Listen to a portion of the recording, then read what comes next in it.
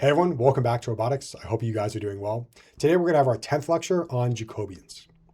So Jacobians are all about velocity relationships. And when I think about velocity in robotics, I'm often reminded of this video. This is a cheetah robot. It's a quadruped that's trying to run as quickly as it can along this treadmill. I think at some point it gets up to 28 miles per hour. It's a bit of a mindset shift from what we've had before because with forward kinematics, I was just trying to understand the position and the orientation of my robot's end effector.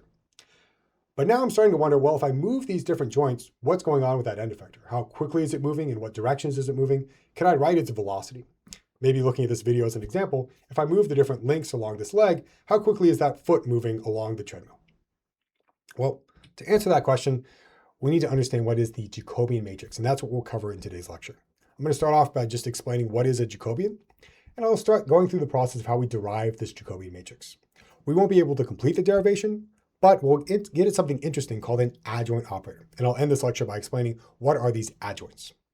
Okay, so let's get started where we left off with forward kinematics. Now in forward kinematics, I wanted to measure the joint positions along my robot arm. So let's say that we got this robot arm right here. It's got n different joints. I found the position for the first, the second, all the way out to the nth joint, and I stacked them together to form this vector theta. This is an n-dimensional vector that tells me the joint position of my robot arm. So I can measure these positions using something like encoders, and then I can use the forward kinematics to map those joint positions to understand the position and the orientation of the robot's end effector. Where is its gripper in space? Now that makes sense when the robot isn't moving, right? And when it's static at some fixed position. What happens if I start moving one of those different joints? Well, let's think about the joint velocity. Let's say theta 1 dot, that's the velocity of the first joint. Theta 2 dot, that's the velocity of the second joint. And I'll just, again, stack these all the way out until I get the velocity of all n joints for this serial robot arm. I'm going to stack them together to make an n-dimensional vector, and I'll call that theta dot. That's going to be my joint velocity vector. So if I have these different joint velocities and I'm moving my joints, I want to look at my end effector and think, all right, it's no longer in one static position. It now is moving as a result of the joint velocities I have. And I want to understand what is the velocity at that end effector. More specifically, I want to think about the twist at the end effector. So as a reminder, a twist is a combination of the angular and the linear velocity of some coordinate frame. So here, omega, that's going to be the angular velocity, and v is going to be the linear velocity. And what I want to get at is, what is this twist as I start actuating these different joints along my robot arm? That's where the Jacobian comes in. So if I'm given some sort of joint velocity theta dot, I can use the Jacobian matrix in order to find the linear and angular velocity of a point of interest along my robot. That could be at the end effector, or it could be at another point that you're interested in. Let's start off with a bang. This is the key formula you need to know for Jacobian matrices. On the right side of this formula, I've got theta dot. Now that's the joint velocity we just mentioned. It's going to be an n/1 vector that lists the velocity of each of my joints. On the left side of this formula, I've got a twist. Again, that's the angular and the linear velocity of my point of interest. And between those two, I've got my Jacobian matrix, right? So I multiply the Jacobian by this joint velocity, and I get out v, this twist. So it's converting from joint velocities to end effector velocities. Now, a couple comments. First, the dimensions here. The Jacobian matrix must be 6 by n, because I've got an n/1 vector, and I want to convert that to a 6/1 vector. So the Jacobian will be a 6 by n matrix, where n is the number of joints. And second, you'll notice that the Jacobian is a function of theta, and that's because at different arm positions, I'll have different values for this Jacobian matrix. All right, so you're probably wondering, how do I find this Jacobian J? I want to start answering that, but I also want to explain how Jacobian relates to some of the concepts we've already talked about with velocity and motion. So I'm going to go to this formula right here. Now, I know this looks a little bit different than what you've seen before, but it's actually just a revision or just a rewriting in a different way, a formula you've already seen. So here I've got v of s, that's the spatial twist. You remember that's a 6/1 vector, and I've converted it into a 4x4 matrix using the bracket 6 operator. So here's my bracket 6 of the spatial twist. On the right side, I've got the forward kinematics t. So t, that's going to be my forward kinematics. And I find that just using the product of exponentials formula you've seen in the previous lectures. T inverse is just going to be the inverse of that forward kinematics, and then t dot is its time derivative. And this formula is interesting because it tells me that there's some relationship between what we've learned, the forward kinematics, and now this twist that I'm interested in. I want to find this twist And it's kind of connected back to this forward kinematics concept. All right, so if you bear with me, let's start thinking about this formula and see if we can figure out what it means for a robot. Let's try maybe a robot with just 2 joints. So I'm going to say T is equal to this for a robot with 2 different joints. I've got my forward kinematics as the first matrix exponential, the second matrix exponential, and then T of 0, that's the home transformation matrix. So take a second and see if you can evaluate this formula given this expression for T. You're going to need to find T inverse and T dot, and then plug them into the equation, and you'll probably notice that many terms simplify. It's not easy, so I'll give you a second. So maybe if you tried it out, hopefully you got something like what you see right here. So this first line, that's what we were given. That's our forward kinematics for this robot. Again, I'm just assuming I've got a robot with 2 different joints for this problem. My next line, I'm going to take the inverse of that forward kinematics. And when you take the inverse of this matrix multiplication, you flip the order. So it's the inverse of T0, then the inverse of the second component, then the inverse of this first element right here.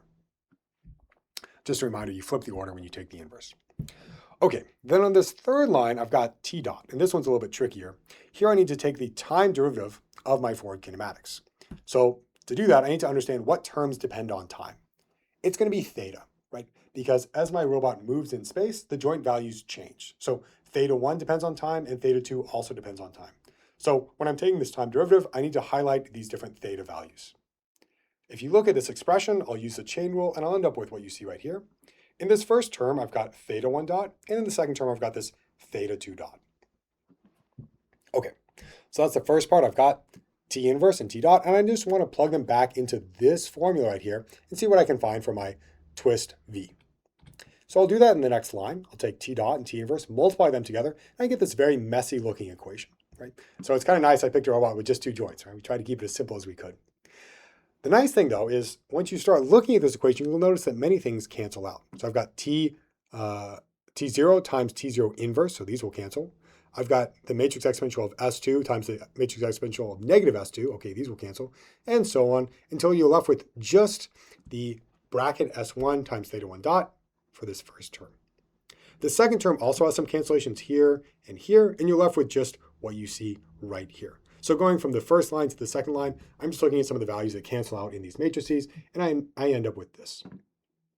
All right. So again, this is something like the Jacobian relationship that I was looking for because it's got the twist on one side and then some sort of expression that depends on theta dot on the other side, right? So we're getting towards this Jacobian that's going to map us from these joint velocities into this end effector twist. Now I can simplify this a little bit further using something called an adjoint operator. I'm going to explain what the adjoint is in just a couple of slides, so bear with me for now. This is what I can simplify it to using that adjoint operator. Right? And this looks a lot like the Jacobian matrix I started talking about at the beginning of this lecture. I've got my joint velocity vector here. Again, for this specific example, my robot only has 2 joints, so theta dot is just going to be theta 1 dot, theta 2 dot. I've got my Jacobian matrix. It's going to be a 6x2 in this case. And then here's my spatial twist at the output. Right? So this is not the Jacobian that I eventually want to show you, but we're kind of getting along the process of deriving that Jacobian. It's a step towards our Jacobian matrix. S1 is the first screw vector.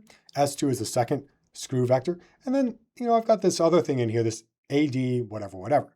Well, this AD, that's the adjoint operator. I want to explain what that is in the next slide. So what the heck is this adjoint operator? So let's say that T is a transformation matrix. We can apply adjoints to these transformation matrices. As a reminder, your transformation matrix is composed of a rotation, a position, 0, 0, 0, 1 on the bottom. So this is a 3x3 rotation matrix, a 3x1 position vector, all zeros, and then 1 on the bottom. The adjoint of T is what you see right here.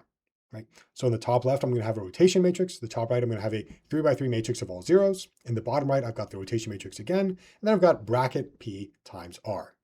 Because P is a position vector, it's a 3x1 vector, the bracket operator I want to use here is the bracket 3 operator.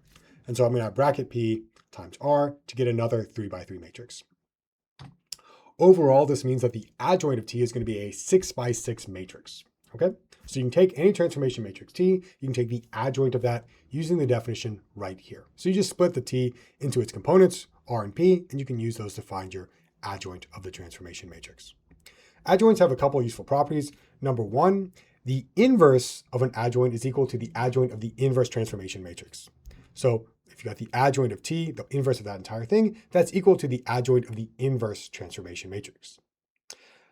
Second property is if you take a twist and you multiply it by the correct adjoint, you can actually change its frame of reference. So down here, let's say I've got a twist written in the body frame. So I've got VB. I can convert that into a twist written in the spatial frame by multiplying it by the adjoint matrix. I just have to make sure I've got the correct adjoint matrix in order to do this multiplication using my subscript cancellation rule. Okay, so I'll leave it off there. Obviously, we need to do a bit more for our derivation, and we'll pick that up in our next lecture. But so far, we've talked a little bit about what is the robots Jacobian, and we've started to derive this Jacobian matrix. We also just mentioned what are adjoints and a couple of their properties. To reinforce these concepts, I encourage you to go through the practice set. You can find it in the description or the pinned comment. Again, problems are on the first page, solutions are on the following pages. Once you've done that, please join me for our next lecture, in which we'll be talking more about how you find the Jacobian for a serial robot arm. So I look forward to seeing you there.